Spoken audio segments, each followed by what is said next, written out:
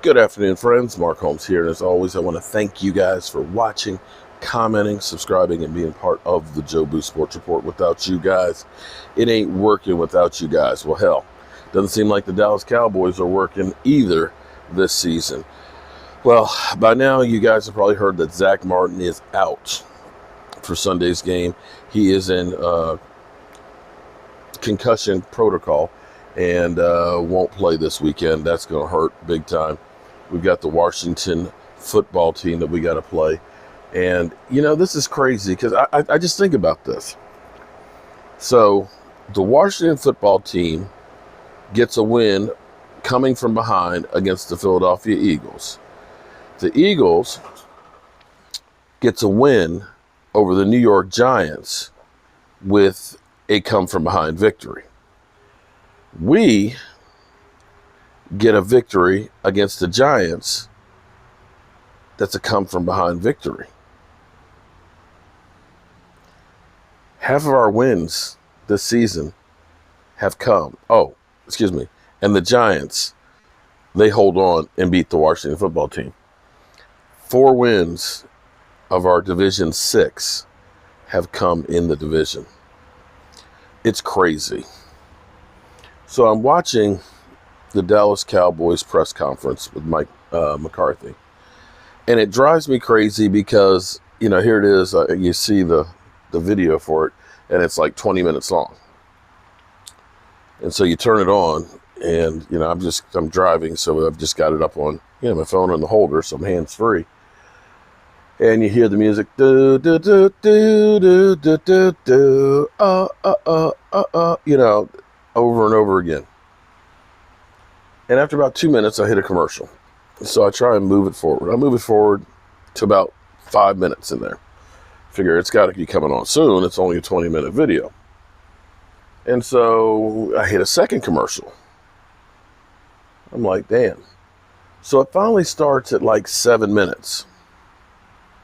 And it's only like 5 minutes long. Then it goes back to the Cowboys press conference. It's like, wow, y'all put a whole lot of time. 2/3 of it is just listening to the music and seeing Dallas Cowboys press conference. But watching it, Mike McCarthy looks like he has got the weight of the world on his shoulders and has checked out. I'm hoping that's just his game face that, you know, this is what I'm giving you guys, but the work that I'm doing with them is different than this, because, man, it did not look good. The only time you saw any emotion was, if you watch it, about halfway through, there's no questions, and he goes, is that it? Like, yeah, I'm done. I'm out of here. And they're like, no, we're not done yet. It's like, oh. Other than that, it's just nothing. Well, we definitely have some problems. So we know that some players talked to Jane Slater and basically saying the coaches aren't prepared. They're not good teachers. And, you know, they're trying to blame the coaching staff. Now, I want you to understand something. This defense, the amount of points they've given up already this year, is more points than 5 teams that we've had in the past gave up all year. We are worse than our original team as an expansion team's defense. So nobody wants to take credit for that. Everybody wants to say, no, that's over here. So Mike Nolan has come out today and said, you know, we've simplified some things. You know, we've changed some things to make it easier. You know, basically saying, okay, we hear you guys saying that stuff's too complex. But also, here's where it gets kind of interesting. This is what was said by Mike Nolan. There are just a play here and a play there that occur, but they are costly plays. But they happen for a reason. We've got to eliminate those plays and keep them to a minimum. Not only the number of them, but when you have a 60-yard run on the last play of the game and an 80-yard pass against a simple, keyword, simple 3-deep zone like that,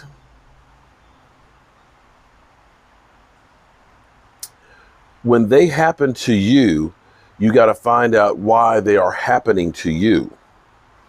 Because those defenses that everyone in the league has played, and in fact, many high schools play those same defenses.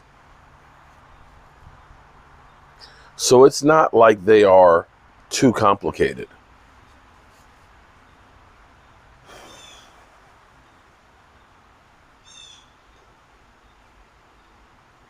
Brother, this ain't good. Let me read this to you one more time and read between the lines. There are just a play here and a play there that occur, but they are very costly plays. But they happen for a reason. We've got to eliminate those plays and keep them to a minimum. Not only the number of them, but when you have a 60-yard run on the last play of the game and an 80-yard pass against a simple 3-deep zone, things like that. When they happen to you, you got to find out why they're happening. Because those are defenses that everybody in the league has played. And in fact, many high schools play those same defenses. So it's not like they're too complicated. He's throwing shade on the defenders and saying, basically, look, you're giving up an 80-yard pass play in a simple 3-deep zone. It's not too complex. Stop crying. Stop belly aching.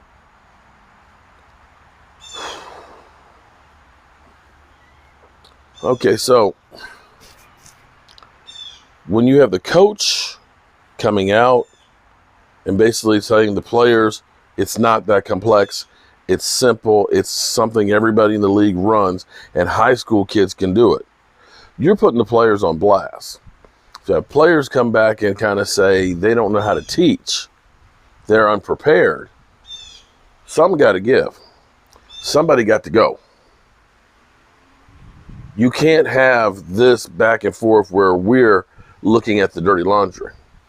Now, I'm going to add something else to everything that's going on here. The Eagles, they're pounding their chests and talking about, Carson Wentz, he's a winner because he came back, had that come from behind victory. He was clutch in fourth quarter. We do realize that this was the New York Giants, right? The New York Giants. The Giants, I think, that have not won a game against the Eagles or the Cowboys since 2016. I think that's like 0-16, 0-17, it's something like that.